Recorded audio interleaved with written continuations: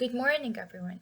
Today, my group and I will present our case presentation, which is case number 6.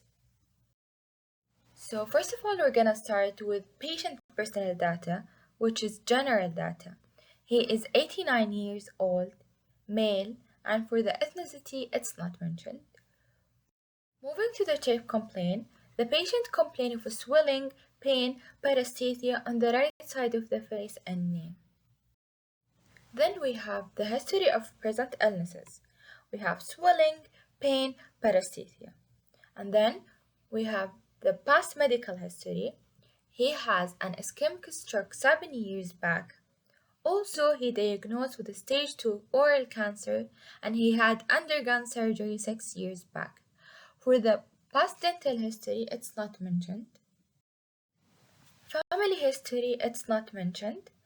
For the habit history, previous smoking habit of 25 packs and one for 20 years. Then clinical examination, it's not mentioned. Lastly, we have our CT scan radiograph from the coronal view, sagittal view, and axial view. Radiographic interpretation. First of all, we will talk about the location, site, and number of lesion. It is located in the mandible, right side. Posterior region, molar region. It is unilocular and solitary. Secondly, we will talk about the size and shape. Approximately, it is 8 to 10 centimeter irregular sclerotic mass. Third, we will talk about the extent. Anteroposteriorly, it is from the molar area to the angle of the mandible. Superior-inferiorly, it is from the condyle to the inferior border of the mandible. Fourth, we will talk about the periphery and borders. Osteosclerotic stage. The bone was laid down in the form of dense, sclerotic, ill-defined masses in the mandible.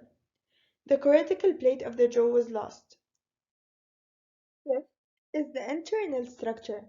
It is cotton wool flakes pattern or appearance due to combined effect of osteoclastic and osteoblastic activity. Lastly, we will talk about the effect on the surrounding structures. Enlargement of the affected bone, mispositioned teeth that migrate with bone growth. The cortical plate of the jaw was lost, extractions are complex, healing is delayed, and there is an increased risk of secondary osteomyelitis.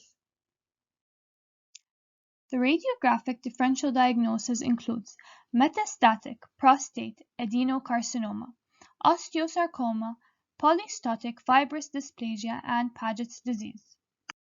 The radiographic differential diagnosis will be classified according to the clinical features, radiographic features, and histological features. Starting with metastatic prostate adenocarcinoma, the clinical features include that the right mandibular alveolus was enlarged, there was pain and paresthesia on the right side of the face. The radiographic features include that it was solitary, unilocular with cotton wool pattern, sclerotic ill-defined mass, and the cortical plate of bone was lost. There was a mosaic pattern of bone with thick cement lines that demarcate randomly oriented lamellar bone. Moving on to osteosarcoma, the clinical features include pain and swelling.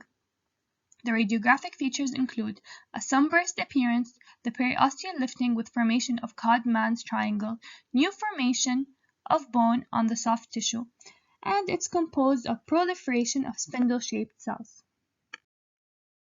Moving on to polystotic fibrous dysplasia, the clinical features include pain, which is usually mild to moderate dull ache, swelling, bone deformity, and bone fractures. The radiographic features include smooth and homogeneous with endosteal scalloping and cortical thinning.